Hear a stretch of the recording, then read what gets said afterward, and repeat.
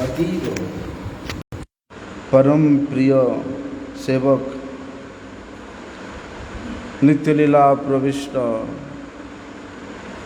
ओम विष्णुपाद परमहंस परिव्राजकाचार्य अष्टोत्तर शत श्रीमद शिल भक्ति रक्षक श्रीधर देव गोस्वामी महाराज जी का तिरुभाव तिथि पूजा महामहोत्सव है। शिल भक्ति रक्षक श्रीधर देव गोस्वामी महाराज जी अपनी परम आराध्यतम गुरुपाद पद्म जगत गुरु शिल भक्ति सिद्धांत सरस्वती गोस्वामी ठाकुर जी के सेवा के लिए, गुरु सेवा के लिए उन्होंने जितनी भी उस गुरु सेवा करने के रास्ते में कठिनाइयाँ आया, अनेक प्रकार के विघ्न आया, बाधाएं आई, लेकिन श्रील महाराज जी उन समस्त बाधा विघ्नों को गुरु के आदेश को या गुरु के आदेश के माध्यम से या गुरु के उपदेश को पालन करने से जो एक प्रसन्नता प्राप्त होता है, सुख प्राप्त होता है, वास्तव में श्रील महाराज जी के संपूर्ण जीवन में वही प्रसन्नता देखने को मिलता है। जिस प्रकार से श्रील भक्तिविनोद ठाकुर महाशय रचना किए हैं कि तुम्हारी सेवा जो दुख होए जो तो सेव तो परम सुख, सेवा सुख दुख परम संपद नाशय अविद्या दुख। कहती है कि हे भगवान, आपके सेवा करते करते अगर किसी प्रकार का कोई कष्ट आता है, विघ्न आता है, बाधाएं आता है, तो वो बाधा विघ्न भी, वे कठिनाइयाँ भी मेरे लिए अत्यधिक सुख का विषय है। क्यों?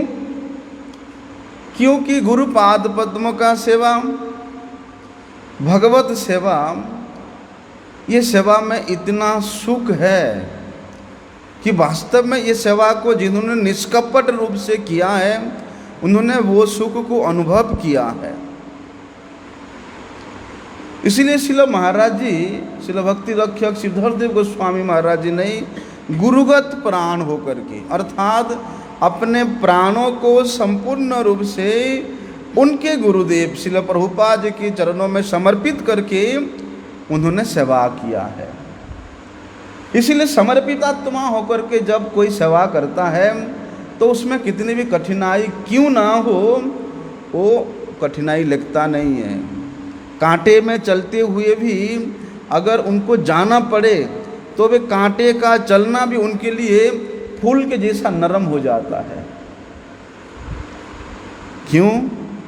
क्योंकि उसके पीछे गुरु आदेश है। गुरु के आदेश के प्रति जो निष्ठा है, उस निष्ठा में ही गुरु का कृपा है। इसलिए एक बार क्या हुआ, श्रील भक्ति रक्षक श्रीधर गोस्वामी महाराज जी और श्रील भक्ति हृदय वनदेव गोस्वामी महाराज जी, प्रभुपाद जी ने आदेश दिया कि तुम लोग कुरुक्षेत्र में जाकर के प्रचार करो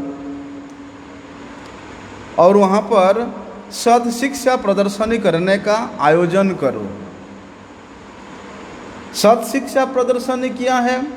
ऐसा प्रदर्शनी जिन प्रदर्शनी के माध्यम से लोगों को श्री कृष्ण लीला का, श्री कृष्ण तत्व का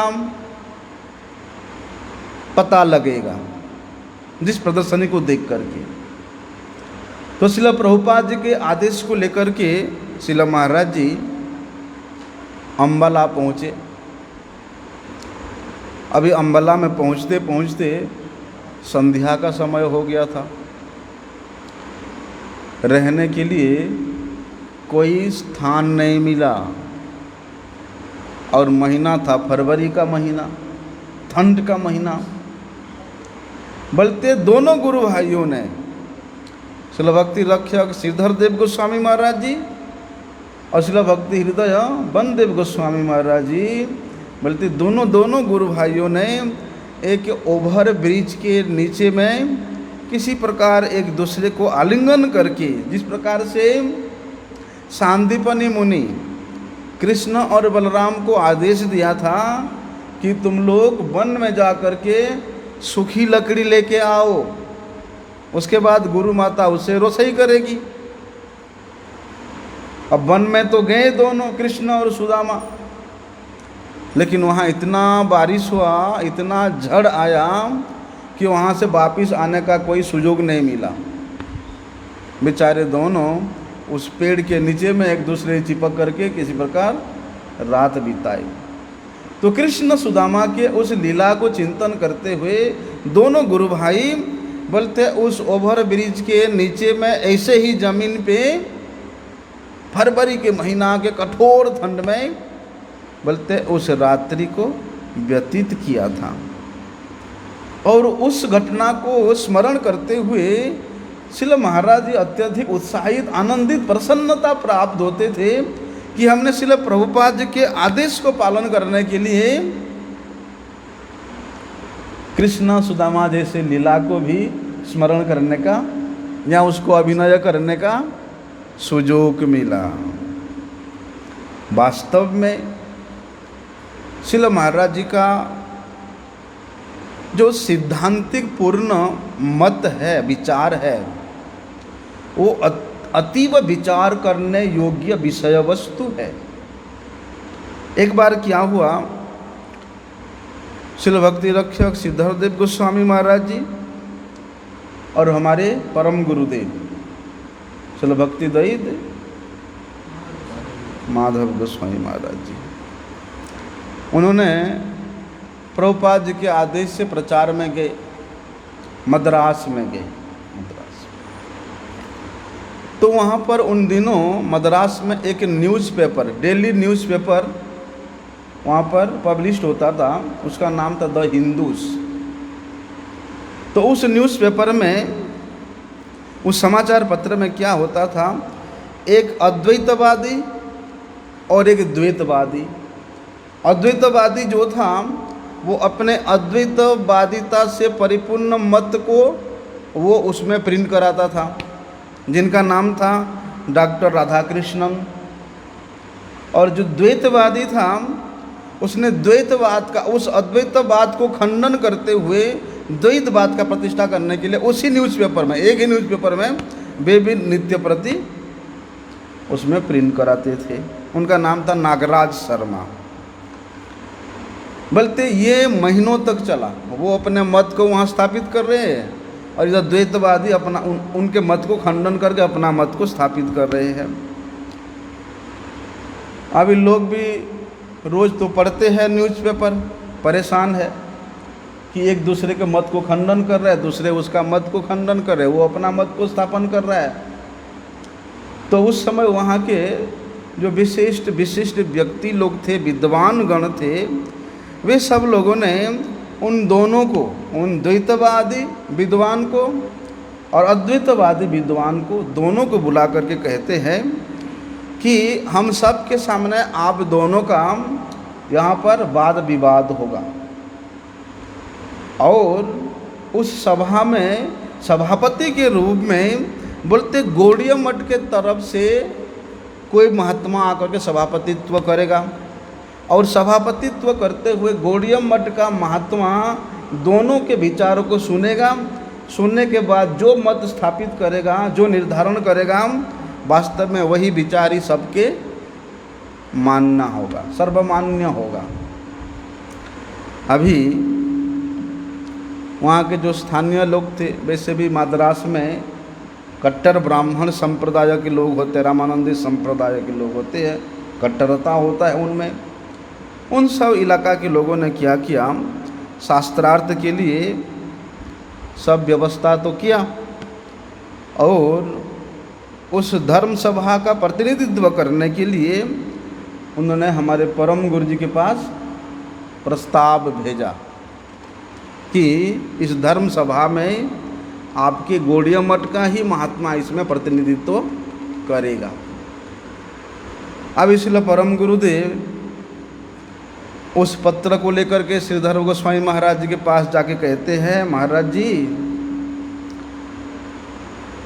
कि वहाँ पर इतनी महती सभा में सभापतित्व के आसन को अभिषिक्त करने के लिए आपके पास निमंत्रण आया है, इसलिए आप सभापति का आसन को ग्रहण करने के लिए मैं आपसे प्रार्थना करता हूँ। श्रील परम गुरुदेव के मुख से निवेदन करने पर श्रील श्रीधर गोस्वामी महाराज जी ने अपने गुरु भाई के इच्छा को पूर्ण करने के लिए उन्होंने उसे सभापतित्व को ग्रहण करने के लिए अनुमति दिया। अभी होता क्या है, अगले दिन उस धर्म सभा होना है। इतने में मायापुर श्री चैतन्य मठ से एक लेटर आता है तार के माध्यम से, और वो लेटर था श्रील प्रभुपाद जी का। प्रभुपाद जी ने हमारे परम गुरु जी को लेटर लिखा है कि तुम जितना जल्दी हो सके कलकत्ता के बाग बाजार गौड़ीय मठ में वापिस आ जाओ, यहाँ कोई एक विशेष कार्य तुम्हारे द्वारा संपादन करना है। जब श्रील श्रीधर गोस्वामी महाराज जी गुरु महाराज जी के मुख से सुनते हैं कि श्रील प्रभुपाद जी का निर्देश है कि मुझे वहाँ जल्दी से जल्दी पहुँचना है, तब श्रील श्रीधर गोस्वामी महाराज कहते हैं, उसी समय हमारे परम गुरु जी का नाम हयग्रीव ब्रह्मचारी था, कि हयग्रीव प्रभु आप अगर उस सभा में नहीं रहोगे तो हम वहाँ सभापति का आसन ग्रहण नहीं करेगा।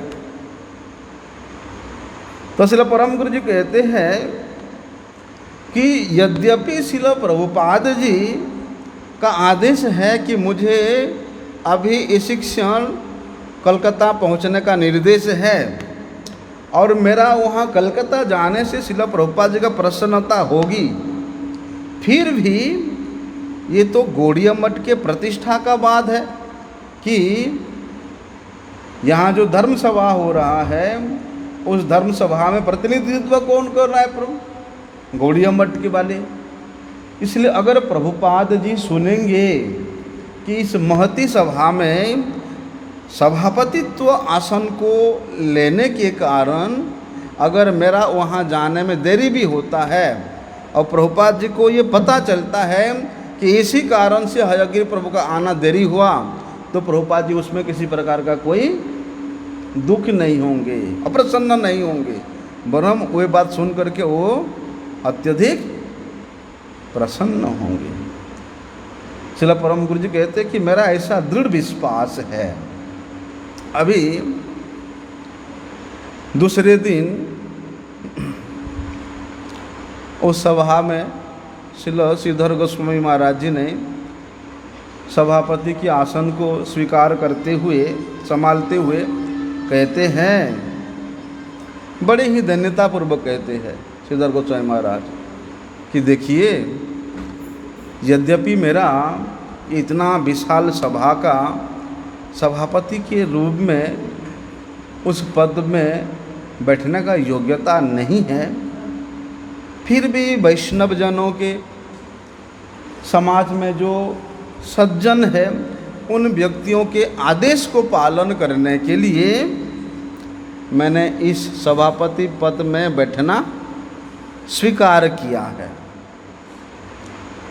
अभी जो अद्वैतवादी डॉक्टर राधाकृष्णन था, वो व्यक्ति सोचता है कि हम जैसे बड़े बड़े विद्वानों का सभापतित्व ये इतना दीन व्यक्ति करेगा, जो पहले ही बोल दिया कि मेरा इस आसन में बैठने का कोई योग्यता नहीं है, इसलिए ऐसे दीनहीन व्यक्ति हमारा सभापतित्व करेगा। ऐसा सोच करके उस अद्वैतवादी डॉक्टर राधाकृष्णन ने कहते हैं वे अपने अद्वैतवाद मत को स्थापित करने के लिए भरपूर प्रयास करते हैं। तो वे कहते हैं कि देखिए, तो साइलेंट कर दो इसको।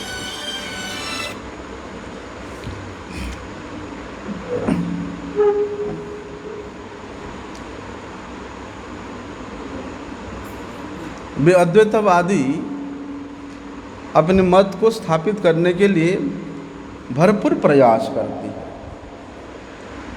उसके बाद वे द्वैतवादी नागराज शर्मा को अपने मत स्थापित करने के लिए आदेश देते हैं। तो सबसे पहले वे हमारे गौड़िया मठ के जो सभापति है श्रीधर गोस्वामी महाराज जी को ऐसे इंगित करते हुए कहते हैं कि वैष्णव दैन्यता करते हैं और अपने आप को क्या कहते हैं, दासोऽस्मि, कि हम सबके दास हैं। किंतु ये दासोऽस्मि या मैं दीन हूँ, इस प्रकार के दैन्यता में कितना पराकाष्ठा है, उस पराकाष्ठा को नहीं समझने के कारण अद्वैतवादी लोग उस दैन्यता रूप पद के गरिमा को कभी समझ ही नहीं पाए हैं। और वे लोग अहंकार वशत क्या कहते हैं, अहम ब्रह्मास्मि, कि मैं ब्रह्म हूँ, इस प्रकार का परिचय देते हैं। लेकिन वे द्वैतवादी कहते हैं कि वास्तव में वैष्णवों को सब स्थानों में, सब जगह में दैन्यता करनी चाहिए। क्यों? ये दैन्यता उनके स्वाभाविक हृदय में स्थापित है। क्यों स्थापित है? क्योंकि जो जितनी ही गुण में गुणी होता है, वे वृक्ष उतना ही नीचे झुकता है। जो वृक्ष में अत्यधिक फल होता है, उसके डाली अपने आप नीचे झुकता है। उसी प्रकार से जो व्यक्ति अत्यधिक गुणी होता है, वे अपने आप उनकी दैन्यता प्रकाशित होता है। अंत में जो सभापति थे श्री श्रीधर गोस्वामी महाराज जी, वे कहते हैं कि देखिए, वास्तव में जो निम्न स्तर के लोगों का संग करता है, उसमें अहंकार अपने आप आता है। और जो व्यक्ति श्रेष्ठ संग करता है, उस व्यक्ति के हृदय में अहंकार कभी आ ही नहीं सकता है। क्योंकि श्रेष्ठता वहीं पर है जहाँ पर दैन्यता है। श्रेष्ठता वहीं पर है जो उस श्रेष्ठ वस्तु, परम तत्व वस्तु भगवान के चरणों में समर्पित हुआ है। उस समर्पितात्मा व्यक्ति में ही श्रेष्ठता है। इसलिए उसके अंदर में कभी अहंकार आ ही नहीं सकता है। जो व्यक्ति निकृष्ट संग किया है, निम्न स्तर के लोगों का संग किया है, अगर उसको उस निम्न संग के कारण थोड़ा सा भी कुछ वस्तु प्राप्त हो जाता है, थोड़ा धन प्राप्त हो जाता है, थोड़ा सम्मान प्रतिष्ठा प्राप्त हो जाता है, तो वे उसी से क्या करता है, अत्यधिक अहंकार करता है, अभिमान करता है।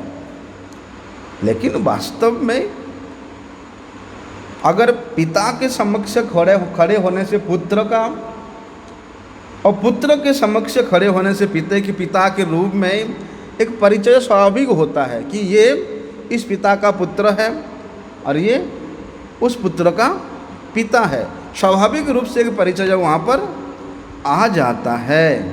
बल्कि उसी प्रकार जो उस महतो मय्यान भगवान के हो अपने अंतरात्मा में अनुभव किया है कि मैं उनका पुत्र हूँ, उनका दास हूँ, उनका सेवक हूँ। इसलिए उस महतो महियान भगवान के समक्ष जो अपने आप को समर्पित करता है या अपने आप को एक दास के रूप में स्थित करता है, वास्तव में उस व्यक्ति के अंदर दीनता अपने आप आ जाता है कि देखो वे प्रभु कितना महान है, महान महान गुणों से जो भगवान विभूषित है, मैं उनके चरणों का दास हूँ। इसलिए भगवान के दास्यता में वास्तव में दैन्यता है। इसीलिए श्रीमन महाप्रभु जी कहते हैं कि तरोरपि सहिष्णुना, बोलते तरु से भी अत्यधिक सहिष्णुना, और तृणादपि सुनिचेन, तृण से भी अत्यधिक नीच, तभी जो होगा बोलते तभी उसके हृदय में उस महान वस्तु को धारण करने का योग्यता प्राप्त होगा। उल्टा है, समाज में क्या होता है, जो जितना एजुकेटेड होता है, जो जितना अधिक उच्च उच्च डिग्री प्राप्त किया होता है, तभी उसको एक श्रेष्ठ पद या पदवी का स्थान मिलता है। लेकिन यहाँ उल्टा है, यहाँ जो जितना नीच हो सकता है, जो जितना अपने आप को धन्यता युक्त रूप में प्रस्तुत कर सकता है, बोलते वो उतना ही अधिक उस महान वस्तु को प्राप्त कर सकता है। इसलिए श्रील महाराज जी वहाँ पर बताते हैं कि महतो मह्यान, वो दैन्यता उसके हृदय में स्वाभाविक रूप से आ जाता है, किंतु यदि कोई निम्न स्तर के व्यक्ति का संग करता है तो उसके हृदय में अहंकार आना अवश्यंभावी है, अवश्य आ जाता है। और कहते हैं कि वैष्णवों का दीनता प्रदर्शन करना ये कोई बनावटी नहीं है, कपट पूर्णता नहीं है। बोलते जो जितना भगवत अनुभूति किया है, जो जितना भगवान के चरण में समर्पित हुआ है, बोलते उस अनुभूति का फल ही है, आनुषंगिक फल है कि दीनता अपने आप आ जाता है। क्या लिखे है श्रील कृष्णदास कविराज गोस्वामी जी ने, लिखे है कि जगाई मादाई होइते मुई से पापिष्ठ, पुरुषेर कीट होइते मुई से लघिष्ठ, मोर नाम जई लय तार पुण्य क्षय, मोर नाम जई लय तार पाप होय, एमन निर्गुण्य मोरे केवा कृपा करे, एक नित्यानंद बिनु जगत निस्तारे। कविराज गोस्वामी किस स्थिति में स्थित है? स्वयं श्री चैतन्य महाप्रभु जी उनके कंठ में विराजमान होकर के उस चैतन्य चरितामृत महान काव्यों का स्वयं रचना कर रहे हैं, जिनकी रोम रोम में, जिनकी सांस सांस में श्रीमन महाप्रभु जी की लीला उद्भासित हो रहा है, जिनके प्रत्येक विचारधारा में श्रीमद् भागवत के सिद्धांत स्थापित हो रहा है, वे कविराज गोस्वामी जी क्या कह रहे हैं? बोलते जगाई माधाई से भी मैं बड़ा पापी हूँ। अरे विष्टा के जो कीड़ा होता है उससे भी मैं नीच हूँ। जो मेरा नाम सुनता है उसका पुण्य नष्ट हो जाता है, जो मेरा नाम लेता है उसको पाप लगता है। लेकिन मैं इतना दीनहीन नीच होने पर भी श्री नित्यानंद प्रभु ऐसे करुणा के सागर है कि मेरे जैसे निर्गुण्य को भी उन्होंने, मेरे जैसे निर्गुण्य जीवों को भी उन्होंने कृपा वितरण करने के लिए हमेशा अपने दोनों हाथों को इस प्रकार पसार करके धावमान है। और कहाँ तक बताएं? अरे भक्ति राज्य के जो टॉपमोस्ट, जो सुप्रीम अथॉरिटी है श्रील रूप गोस्वामी जी, उन्होंने क्या वर्णन किया है कि आधारो अप्य अपराधानम अविवेको अप्यहतोहम त्वत्कारुण्य प्रतीक्षो अस्मि प्रसिद्ध मयि माधव।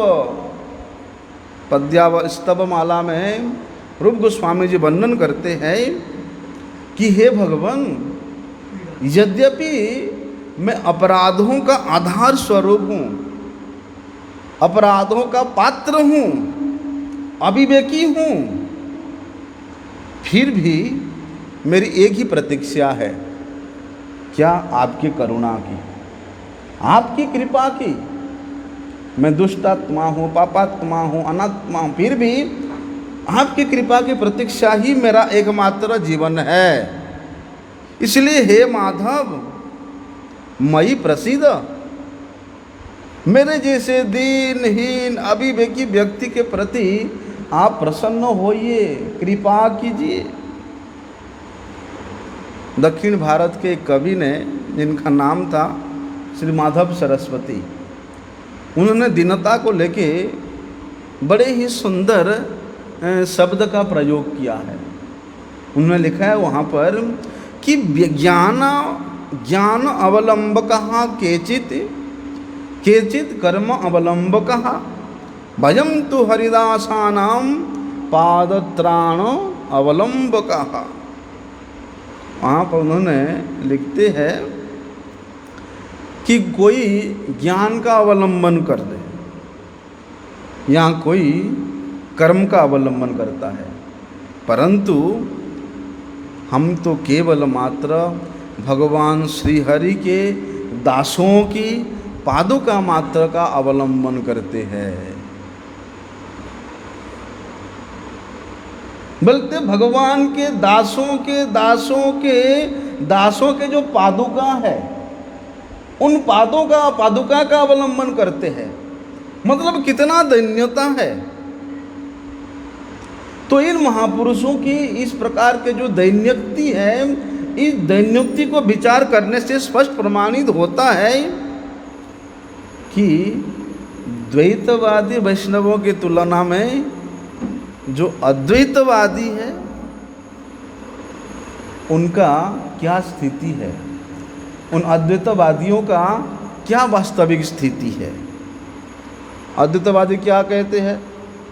अहम ब्रह्मास्मि, है कि मैं ब्रह्म हूँ, पाशबद्ध भवेत् जीव पाश मुक्त सदा शिव। क्या कहते हैं? एक व्यक्ति माया के बंधन में फंसा हुआ जीव है, और जब वही माया के बंधन में फंसा हुआ जीव माया बंधन से मुक्त हो जाता है, वो सदाशिव बन जाता है। इस प्रकार का विचार उन अद्वैतवादियों का है।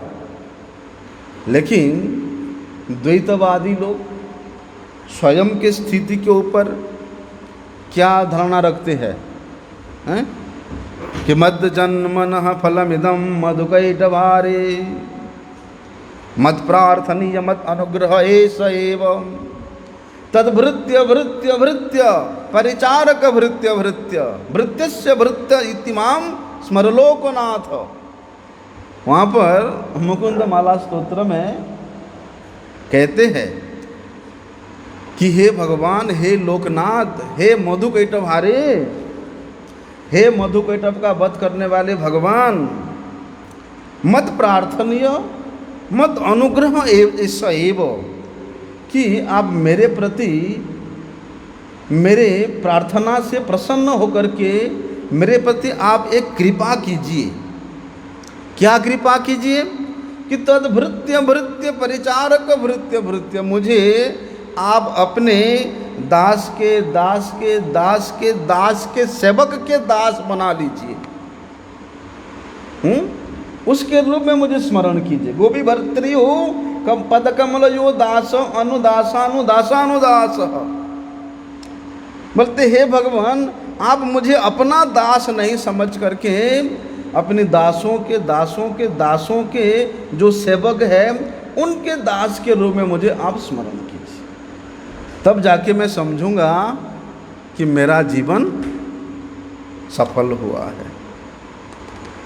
और भगवान भी ये कहते हैं कि जो व्यक्ति दंभ पूर्वक कहता है कि वो मेरा सेवक है, मेरा भजन करता है, मेरा दास है, वास्तव में वो मेरा दास नहीं है। जो अपने आप को मेरे दासों के दास के रूप में परिचय देता है, वास्तव में वो ही मेरा दास है। तो इस प्रकार श्री भक्ति रक्षक सिद्धार्थ गोस्वामी महाराज जी ने उस अद्वैतवादी और द्वैतवादियों के उस मतवाद में विचार विमर्श करते हुए उन्होंने अपना सुंदर सुसिद्धांत पूर्ण तत्व को प्रदर्शित करते हुए वहाँ पर जो मत को स्थापित किया, वास्तव में उस मत को सुन करके जितने भी वहाँ विशेष अद्वैतवादी भी थे और द्वैतवादी भी थे, जो कर्मनिष्ठ ब्राह्मण थे, वे सब अत्यधिक प्रसन्न हुए। वास्तव में शिला महाराज जी इतना प्रतिभा से संपन्न थे कि अगर कोई ढोंगी व्यक्ति कहता है कि मैं ये कर सकता हूँ, मैं वो कर सकता हूँ, मैं भगवान हूँ, मैं डिमुक हूँ, मैं अमुक हूँ, लेकिन शिला महाराज जी अपने सुतीक्ष्ण प्रतिभा के द्वारा उस ढोंगी व्यक्ति के वास्तविक स्थिति को साथ साथ प्रकाशित कर देते थे। जैसे शिला भक्ति विनोद ठाकुर जी महाशय, उस व्यक्ति ने जगन्नाथपुरी में उड़ीसा में था, वो अपने आप को कहता था कि मैं भगवान हूँ, और अमुक रात्रि की अमुक पूर्णिमा को मैं ये समस्त एरिया के जितने भी महिलाएं हैं उन सब के साथ में नृत्य करूँगा, और उस नृत्य में जो शक्ति प्रकाशित होगा वही शक्ति मतलब वही आलोक, वही आभा समस्त जगत का मंगल करेगा। लेकिन शिला भक्ति विनोद ठाकुर जी ने उस ढोंगी व्यक्ति का पैर को उखाड़ दिया, उसको प्रकाशित कर दिया। बोलते इसी प्रकार शिला भक्ति रक्षक सिद्धरदेव गोस्वामी महाराज जी भी अति सुतीक्ष्ण विचारों से सुसंपन्न थे। एक समय क्या हुआ, शिला प्रभुपाद जी ने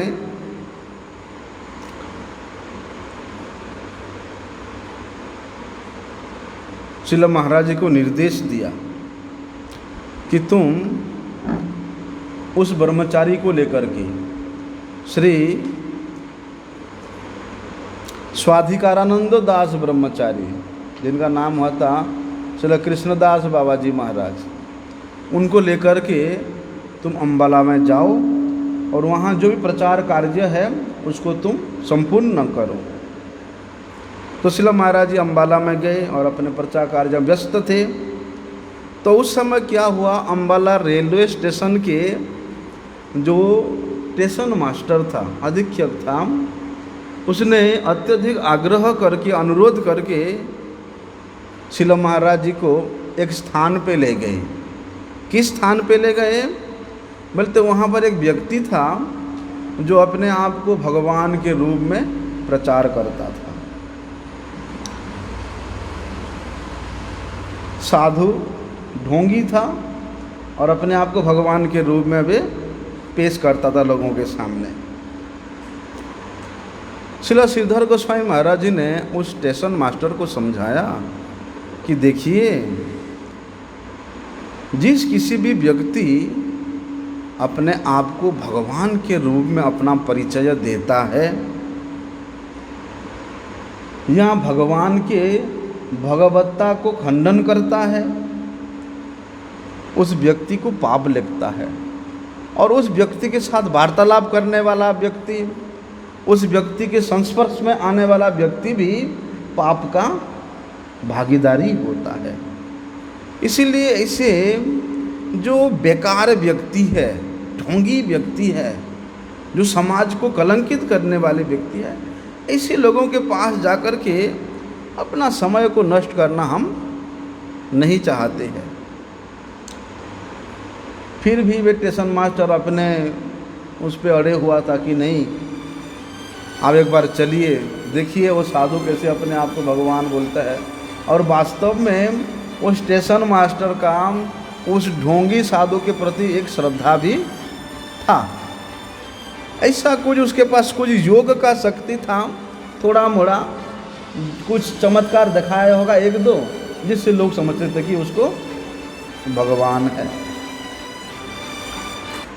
श्री कृष्णदास बाबा जी महाराज भी समझाते हैं वो स्टेशन मास्टर को, लेकिन वे अपने जिद पे ही अड़ा रहता है। तो फिर उस ढोंगी से वार्तालाप करने का अनिच्छा होने पर भी श्री श्रीधर गोस्वामी महाराज जी और श्री स्वाधिकारानंद दास प्रभु जी स्टेशन मास्टर के साथ उस ढोंगी से मिलने के लिए वहाँ पर जाते हैं। वहाँ जाकर के श्रील श्रीधर गोस्वामी महाराज जी ने उस ढोंगी साधु को कहते हैं कि आपका परिचय क्या है? हैं? तो वो अंग्रेजी भाषा में कहता है, I am Lord Krishna, I am Mohammed, I am Christ, I am Buddha, I am Chaitanya. ऐसा। तो उसके बात को सुन करके श्री श्रीधर गोस्वामी महाराज जी कहते हैं, देखिए आप किसी स्वस्थ व्यक्ति के साथ वार्तालाप कर रहे हैं, इसलिए आप अगर ऐसा सोच के मुझे उत्तर देंगे तो मुझे प्रसन्नता होगी। बोलने का मतलब है कि मैं कोई पागल नहीं हूँ जो मुझे ऐसे पागलों जैसा उत्तर दे रहे हो। इसलिए आप एक स्वस्थ व्यक्ति के साथ वार्तालाप कर रहे हैं और ऐसा समझ के अगर आप मेरे प्रश्न का उत्तर देंगे तो मुझे खुशी होगी, प्रसन्नता होगी। तो वो व्यक्ति समझ गया, इशारों में समझ गया वो व्यक्ति, वो ढोंगी जो भगवान कहता था कि ये साधु, ये महाराज मुझे हैं इंगित के माध्यम से कह रहे कि ये पागल है। तो वे व्यक्ति, वो ढोंगी व्यक्ति चिढ़ गया, चिढ़ करके गुस्से में कहता है, Joseph Stalin the leader of Soviet Union is a dog to me, Franklin doctor रिचर्विन the president of union states of America is a cat to me. इस प्रकार चिढ़ करके कहता है। तो उस ढोंगी जो अपने आप को लड़ कृष्ण, लड़ क्या चैतन्य इस प्रकार बोलता था, उसके इस क्रोधित अवस्था को देख करके श्रीधर श्रीधर गोस्वामी महाराज कहते हैं कि आप भगवान को क्यों परेशान कर रहे हैं? आप भगवान को विरक्त क्यों कर रहे हैं? तब वो स्टेशन मास्टर वो ढोंगी साधु का चला था, और जो और भी चले लोग जो थे वो ढोंगी का, वो लोगों ने आकर के कहते हैं कि चलिए चलिए चलिए चलिए, हमारे भगवान को आप परेशान मत कर दिए। वो ढोंगी के जो चेले लोग वो तो भगवान मानते थे, तो कहते आप हमारे भगवान को परेशान क्यों कर रहे हैं, आप चले यहाँ से। तब वो स्टेशन मास्टर कहता है कि अभी भक्त और भगवान के बीच में वार्तालाप हो रहा है, आप कृपया डिस्टर्ब ना करिए। तब सीधा सीधा गोस्वामी महाराज जी कहते हैं कि आप इतनी जो क्रोध कर रहे हैं, इतना जो क्षोभ कर रहे हैं, आप इतनी दुखी जो है, इसका क्या कारण है? तब वो ढोंगी साधु कहता है, उसके मुंह से अपने आप निकल गया कि आप तो भगवान है और इतना आप क्रोध भरी बातें क्यों कर रहे हैं? उसके बाद आपको देखने में लगता है कि बहुत दुखी सा लगते हो। भगवान तो ना क्रोध करता है ना दुखी होता है, हैं? तो वो ढोंगी भगवान क्या कहता है, उसके मुंह से अपने आप निकल गया कि मैंने भारत को स्वतंत्रता करने के लिए बहुत कुछ किया था, हैं? ये स्वतंत्र सेनानी के रूप में मैंने लड़ाई किया था, लेकिन जब मेरी पत्नी दिल्ली में अत्यधिक बीमार पड़ गई, अस्वस्थ हो गई, तब उस पत्नी के चिकित्सा के लिए कोई भी हेल्प नहीं किया, कोई भी किसी प्रकार का आर्थिक सहायता नहीं दिया, फलस्वरूप मर गई थी। क्या मैं पागल हूँ? क्या मैं पागल हूँ जो ऐसे व्यक्तियों के लिए अपने प्राणों का बलिदान दे दूँ? अरे जिन्होंने कोई मेरा सहायता नहीं किया, एक ऐसी सैनिक जिसने स्वतंत्रता के लिए अपना जीवन तक दांव पे लगा दिया, कर्मठता पूर्वक युद्ध किया, जगत के लोगों ने मुझे ठगा है। इसलिए अब मैं भी जगतवासियों को ठग रहा हूँ, ठगूंगा। तो उस ढोंगी के मुख से बात सुन करके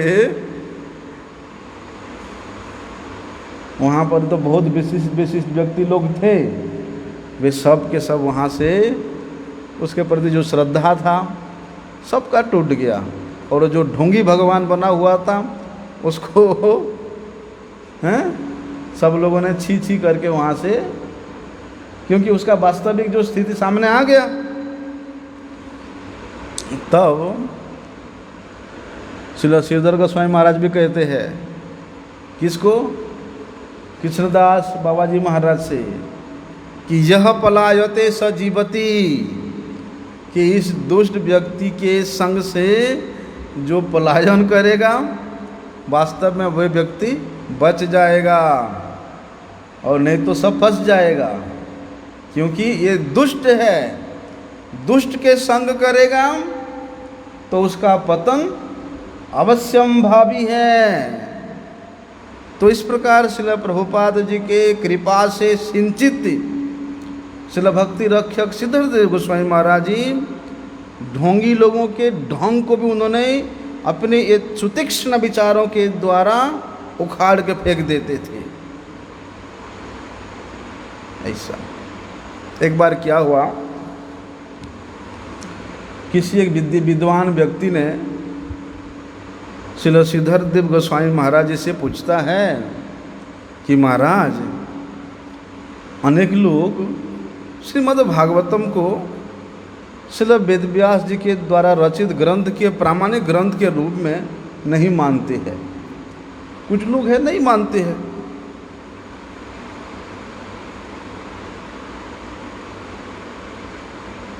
क्यों?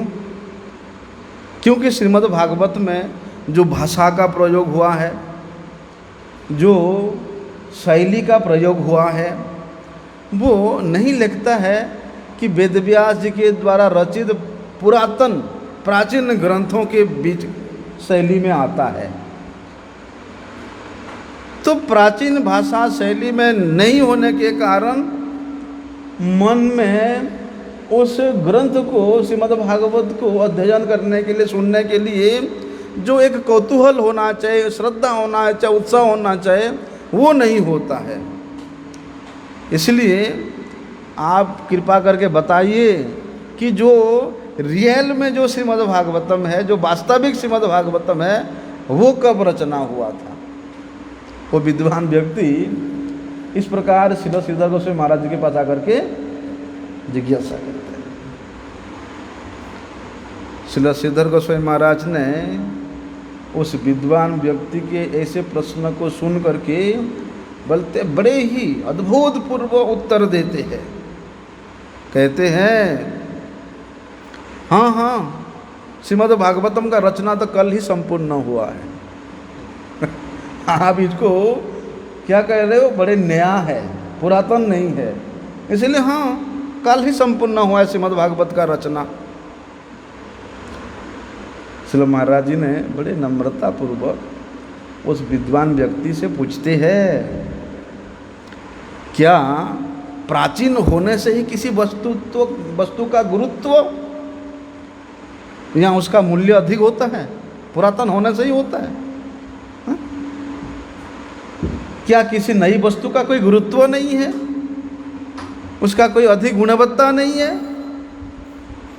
या अधिक गुणवत्ता होने पर भी क्या उसको स्वीकार नहीं किया जा सकता है?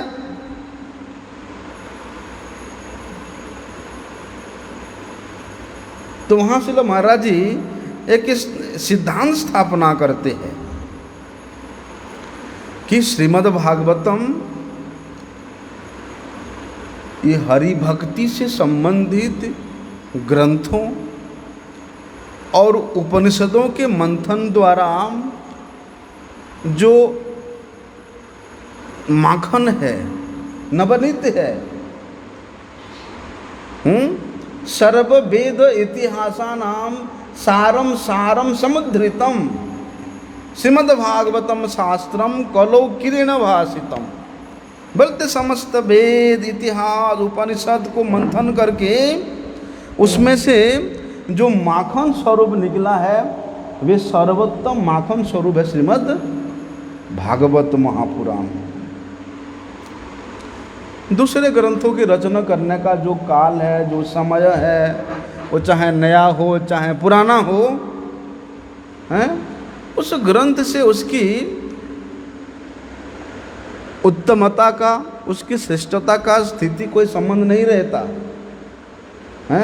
चाहे काल लिखा हो, चाहे आज लिखा हो, चाहे 1000 साल पुराना लिखा हो, बल्कि जिस ग्रंथ में, जिस श्रीमद् भागवत में संपूर्ण उपनिषदों का सार संग्रह किया हुआ है, बोलते वे ही वास्तव में नवनीत है। इसलिए वहाँ पर क्या कहते हैं श्री वृंदावन दास ठाकुर कि चारि वेद दधि भागवत नवनीत, मथिलेन सुख खाइलेन परीक्षित।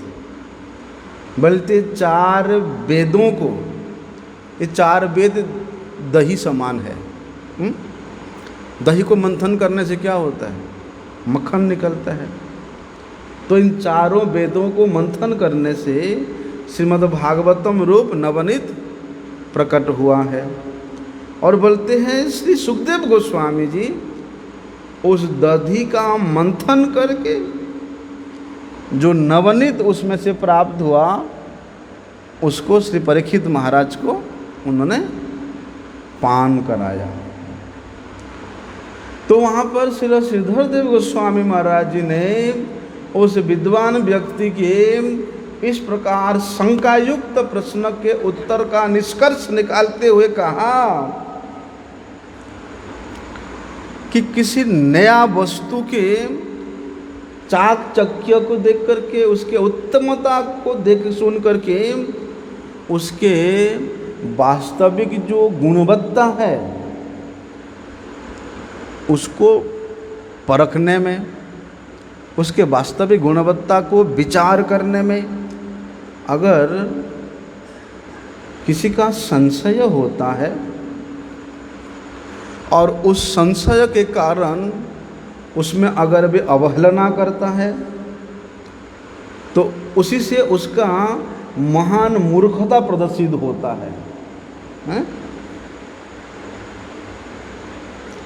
बुद्धिमत्ता तो इसी में है कि श्रेष्ठ के अनुगत होकर के, श्रेष्ठ वस्तु के विषय में श्रवण करके उस उत्कृष्ट वस्तु के तत्व को, उस उत्कृष्ट वस्तु के गुण को अवगत होकर के उसके अनुरूप ही अनुभव करना, उसके अनुरूप ही चलना वास्तव में मंगल है, श्रेय है। इसलिए कहते हैं ना, भागवत पढ़ो जाओ वैष्णवेर काछे, कि अगर श्रीमद् भागवत को पढ़ना है, सुनना है तो वैष्णवों के पास जाकर के श्रवण करना। अवैष्णव मुखोदगिन्न पुतम हरिकथामृतम। अवैष्णव अगर बड़े से बड़े विद्वान के रूप में अपने आप को प्रचार क्यों ना करे, हो सकता है वे संस्कृत का बड़ा विद्वान हो सकता है, संस्कृत में बड़े बड़े अलंकार युक्त शब्दों का प्रयोग कर सकता है, लेकिन अगर वे वैष्णव नहीं है, भागवत नहीं है, तो उस व्यक्ति के अनुगत होकर के अगर आप भागवत को समझने जाओगे तो संशय में पड़ जाओगे। और संशय आत्मा का क्या होता है? विनश्यति। संशय आत्मा विनश्यति। एक बार क्या हुआ, श्रील भक्ति रक्षक सिद्धदेव गोस्वामी महाराज कुशीला प्रभुपाद ने मुंबई में गौड़िया मठ की स्थापना करने के लिए भेजते हैं। अब मठ स्थापना करना है तो पहले प्रचार करना पड़ेगा, हैं? नासरी जाके मठ बना दोगे।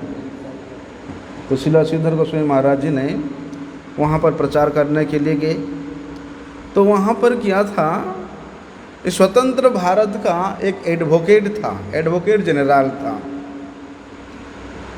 उनका नाम था एमपी इंजीनियर। तो उन्होंने एक बार श्रील महाराज जी को निवेदन किया कि महाराज जी आप हमारे सोसाइटी में आकर के 1-2 दिन वक्तृता दीजिएगा।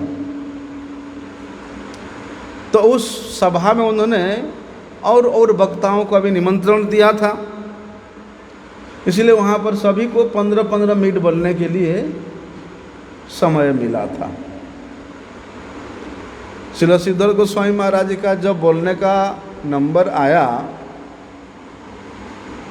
उन्होंने कहा कि भगवान असीम है, अनंत है, सर्वशक्तिमान होने के कारण उनको अद्वैत ज्ञान परतत्व कहा जाता है।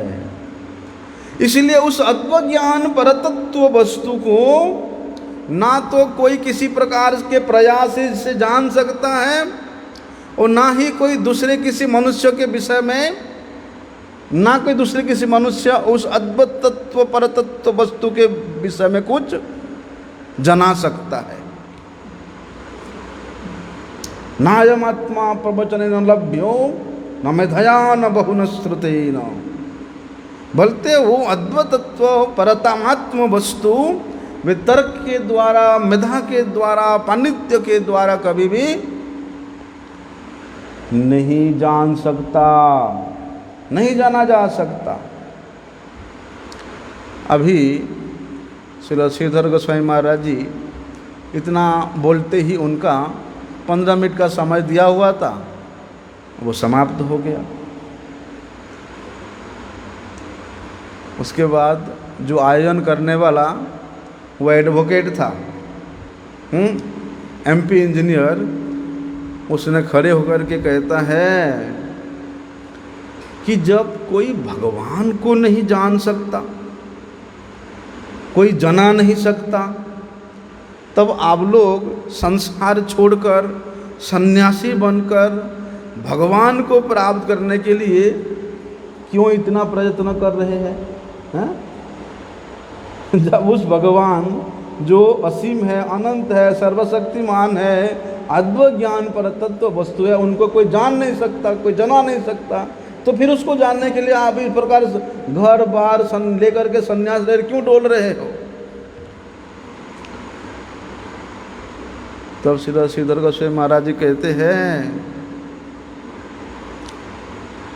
मैंने उत्तर हो गया क्या? वो उन्होंने उत्तर दिया कि भगवान को अवश्य जान सकते हैं। क्या बोला? भगवान को अवश्य जान सकते हैं। तो वो एमपी इंजीनियर कहता है मुस्कुराकर, महाराज एक बात तो आपको कहनी ही पड़ेगी कि आप जो भी है वास्तव में एक सन्यासी नहीं है आप, ये तो बात तो निश्चित है। क्यों? आपने तो एक वकील की भांति अभी अभी अपने बातों का परिवर्तन कर दिया। अभी थोड़ी देर पहले आप बोले थे कि उस अद्वैत तत्व परतत्व भगवान को कोई नहीं जान सकता, कोई जना नहीं सकता, और अभी अभी कह रहे हैं कि भगवान को अवश्य जान सकते हैं। तब श्री श्रीधर गोस्वामी महाराज कहते हैं, आप लोग तो एक समय के अंदर पाबंदी में बंधे हुए हो, इसलिए ऐसे जो गंभीर विषय में चर्चा है, मैं तो उसका केवल एक दृष्टिकोण ही बताया आप लोगों को।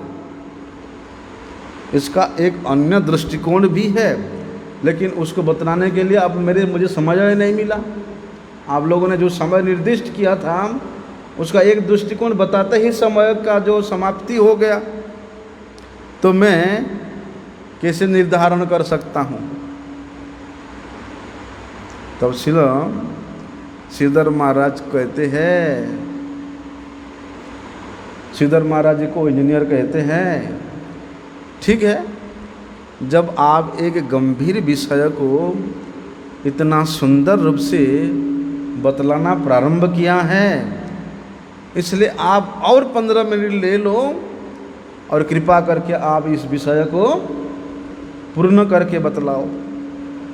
तब श्रील श्रीधर गोस्वामी महाराज जी वहाँ उस सिद्धांत को स्थापित करते हुए कहा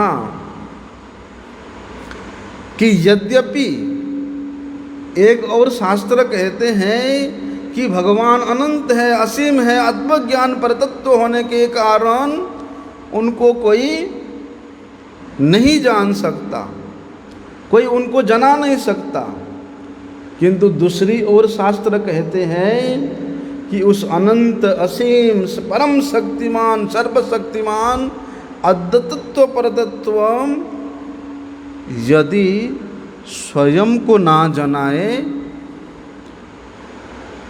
तो उनके असीमत्व को, उसके अनंतत्व को, उनके सर्वशक्तिमानत्व को कैसे जान सकते हैं। और अगर वे भगवान स्वयं इसको नहीं जनाएंगे, जना नहीं सकते हैं, तो उनका असीमत्व कहाँ रहा हैं?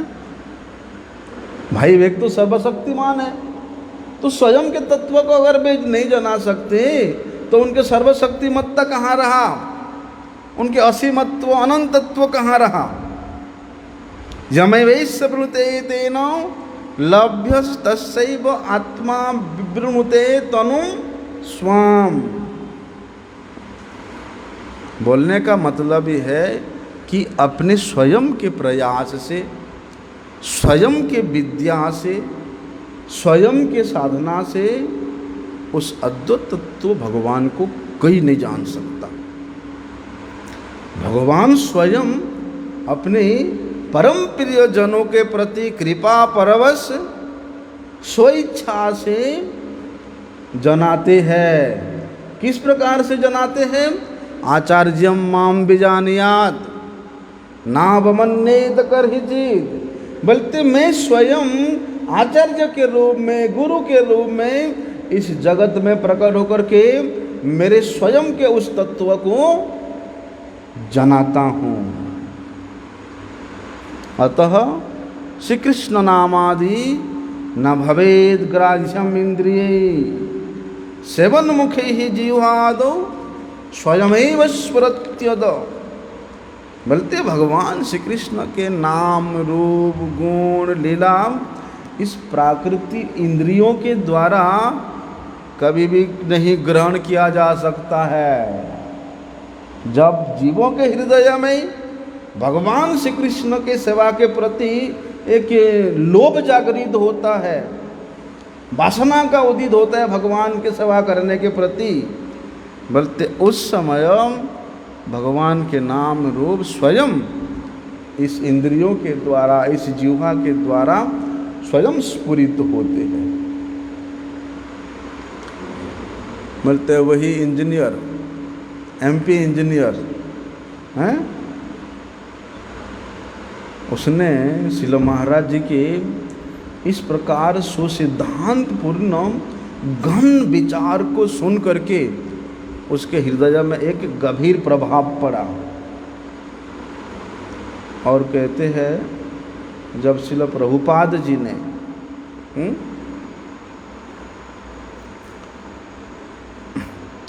मुंबई में आए थे तब उन्होंने श्रील प्रभुपाद जी के चरणों में निवेदन किया था, प्रार्थना किया था कि आप लोगों की जो विचारधारा है उससे कृपा करके आप इस मुंबई वासियों को वंचित मत कीजिए। यहाँ पर आप लोग एक मठ की स्थापना कीजिए और जिससे कि इन मुंबई वासियों को भी इस प्रकार सुसिद्धांत पूर्ण विचारों को श्रवण करने का सुयोग मिलेगा। इसके बाद फिर वहाँ पर श्रील प्रभुपाद जी के निर्देश के अनुसार पहले तो एक मकान किराए लेकर के वहाँ पर गौड़िया मठ शुरू हुआ था। बाद में फिर वहाँ पर वो जो जुहू में जो मठ बना गौड़िया मठ, श्रील प्रभुपाद जी वहाँ पर प्रतिष्ठित हुआ था। तो इस प्रकार श्रील महाराज जी का अप्रतिम प्रतिभा संपन्न गुणों से प्रतिष्ठित थे। और ऐसे तो महाराज जी का लीला बहुत अनंत है। समय भी हो गया है, समय मिलेगा तो फिर काल श्रवण कर सकते हैं। वांछा कल्पतरुभ्यश्च कृपा सिंधुभ्यैव च पतितानां पावनेभ्यो वैष्णवेभ्यो